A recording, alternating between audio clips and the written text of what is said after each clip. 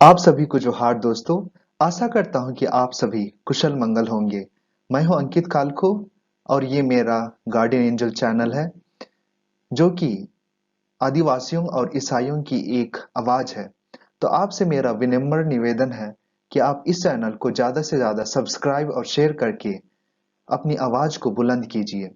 सर्वप्रथम तो मैं जसपुर के ईसाई आदिवासियों को बधाई देना चाहूंगा क्योंकि उन्होंने अपनी एकता का एक मिसाल प्रस्तुत किया है। उन्होंने हमारे यीशु मसीह और ईसाइयों के अपमान का घोर विरोध किया और अब हमारी न्याय की लड़ाई जारी है और छत्तीसगढ़ क्रिश्चियन फोरम के द्वारा अब न्याय की गुहार छत्तीसगढ़ के राज्यपाल तक पहुंच गई है। हम ईश्वर से दुआ करते हैं कि हमें न्याय जल्द ही मिलेगी। जब से मैंने विधायक रायमुनि भगत का यीशु मसीह और ईसाइयों पर अभद्र टिप्पणी सुना, तब से मैंने सीरीज में काफी सारे वीडियो बनाए और सच्चाई को आप लोगों के सामने लाने की कोशिश की। और आपका सपोर्ट मुझे आपके कमेंट्स के द्वारा बहुत मिला, लेकिन सारे कमेंट्स सकारात्मक नहीं थे। विशेष करके कुछ हमारे भाई लोग बहुत ही नकारात्मक कमेंट्स दिए और उन नकारात्मक कमेंट्स में एक चीज बार बार दोहराया गया था, वह है कि ईसाई धर्म एक विदेशी धर्म है और ईसाई भारत में आकर के भोले भाले आदिवासियों को गुमराह करके उनका धर्मांतरण कराए और उनका जमीन लूट लिए। तो आज का मेरा टॉपिक होने वाला है विदेशी धर्म कौन सा है। तो आइए विदेशी धर्म कौन सा है इस टॉपिक पर हम अपनी चर्चा शुरू करते हैं। तो विश्व में अनेक प्रकार की अलग अलग धर्म है और उन सभी धर्मों की शुरुआत इतिहास में किसी जगह पर किसी नबी या ईश्वर के द्वारा किसी जनजाति या समूह में होता है। जैसे ईसाई धर्म की शुरुआत यहूदिया के रोमन प्रांत में हुई थी। वर्तमान में यहूदिया इज़राइल और फिलिस्तीन का हिस्सा है और इसकी शुरुआत यीशु मसीह ने की थी। जब हम हिंदू धर्म की बात करते हैं तो हमारे हिंदू भाई बहनों का मानना है कि हिंदू धर्म हमेशा अस्तित्व में रहा है और उसकी कोई शुरुआत नहीं है। लेकिन अधिकांश विद्वानों का मानना है कि हिंदू धर्म की शुरुआत सिंधु घाटी में हुई थी, जो कि आधुनिक पाकिस्तान में मौजूद है। अन्य धर्मों के विपरीत हिंदू धर्म का कोई संस्थापक नहीं है, बल्कि यह विभिन्न मान्यताओं का मिश्रण है। जब हम इस्लाम धर्म की बात करते हैं तो इस्लाम धर्म मक्का अरब प्रायद्वीप में शुरू हुआ और अब वह सऊदी अरब का हिस्सा है और इसकी शुरुआत पैगंबर मोहम्मद ने की थी। तो धर्म का मुख्य उद्देश्य किसी व्यक्ति के अंदर मौजूद बुराइयों को कम करके उनकी अच्छाइयों को, जैसे प्रेम, क्षमा, करुणा, नम्रता, धैर्य और ईमानदारी जैसे गुणों को पूर्णता तक पहुंचाने का होता है और समाज में एकता, समानता, एक दूसरे का मदद और सम्मान के साथ रह करके ईश्वर तक पहुंचने का होता है। यहाँ पर हम देखते हैं, भले ही धर्म की शुरुआत किसी विशेष जगह से हुआ हो, लेकिन धर्म किसी जगह तक ही सीमित नहीं हो सकता, क्योंकि धर्म का सीधा संबंध आस्था से है और आस्था किसी व्यक्ति के मन और दिल में मौजूद होता है, जिससे कि वह ईश्वर से अपना संबंध बना पाता है। धर्म की कोई सीमा नहीं होनी चाहिए, इसलिए हम विश्व के अनेक देशों में जहां पर धार्मिक स्वतंत्रता है, वहां पर देखते हैं कि अलग अलग धर्म के लोग निवास करते हैं। लेकिन विश्व में कई ऐसे भी देश हैं जहां पर धार्मिक स्वतंत्रता नहीं है। उदाहरण के तौर पर हम लेते हैं नाइजीरिया, उत्तर कोरिया और सऊदी अरब।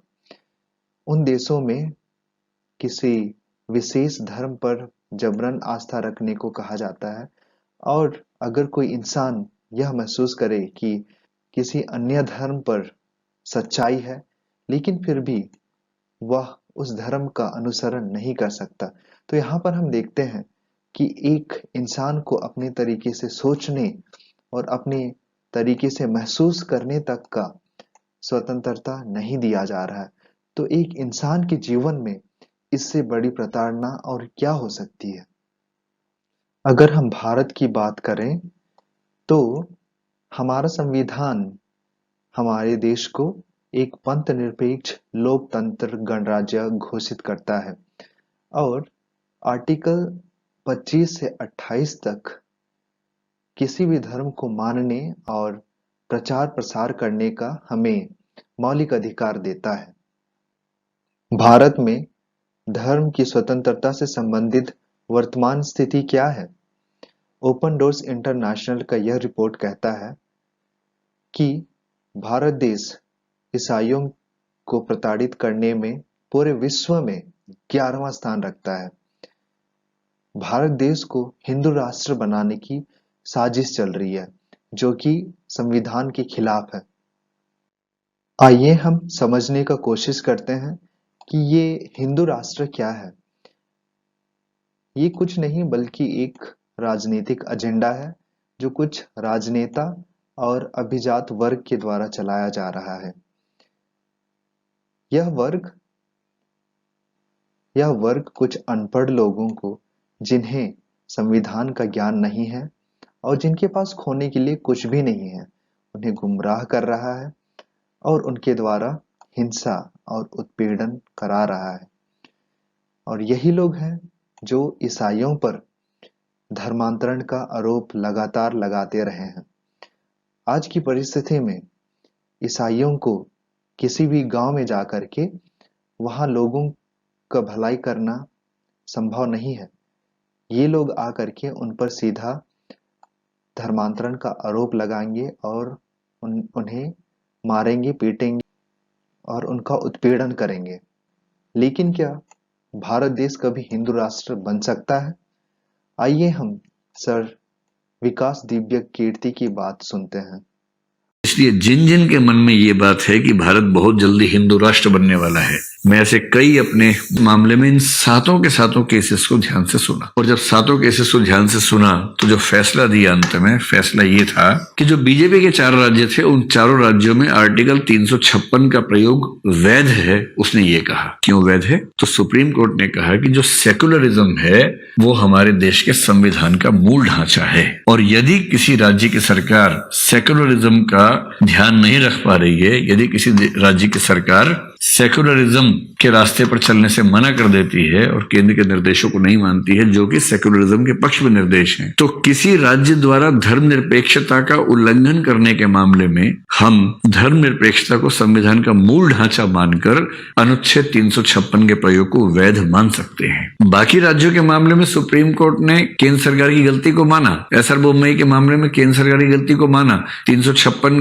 के प्रयोग को गलत साबित किया, लेकिन इस मामले में नहीं किया और तर्क ये दिया कि धर्मनिरपेक्षता आज से संविधान का मूल ढांचा माना जाए, केशवानंद भारती केस के तहत जो व्याख्या की गई थी उसके तहत। और इसका मतलब ये हुआ कि 1994 के इस जजमेंट के बाद से स्थिति ये है कि भारत के संसद और भारत के सारे राज्य विधानमंडल अगर मिलकर भी संविधान संशोधन कर दें कि भारत एक सेकुलर स्टेट नहीं है, तो भी ये नहीं चल पाएगा, क्योंकि सुप्रीम कोर्ट भारत में संविधान की सही व्याख्या करने की अंतिम शक्ति रखता है और सुप्रीम कोर्ट की बड़ी बेंच ये व्याख्या कर चुकी है कि धर्मनिरपेक्षता भारतीय संविधान का मूल ढांचा है। ये बात मैं विशेष रूप से उन साथियों से कहना चाह रहा हूं जिनके मन में ये बैठा हुआ है कि यदि इंदिरा गांधी प्रस्तावना में धर्मनिरपेक्ष न लिखवाती, पंथ निरपेक्ष न लिखवाती, तो भारत तो धर्मनिरपेक्ष राज्य था ही नहीं। सुप्रीम कोर्ट ने बार बार ये बात कही है कि प्रस्तावना में पंथ निरपेक्ष शब्द का होना न होना इससे फर्क ही नहीं पड़ता, क्योंकि भारत के संविधान के 50 ऐसे आर्टिकल्स हैं जो भारतीय संविधान को धर्मनिरपेक्ष या पंथ निरपेक्ष या सेकुलर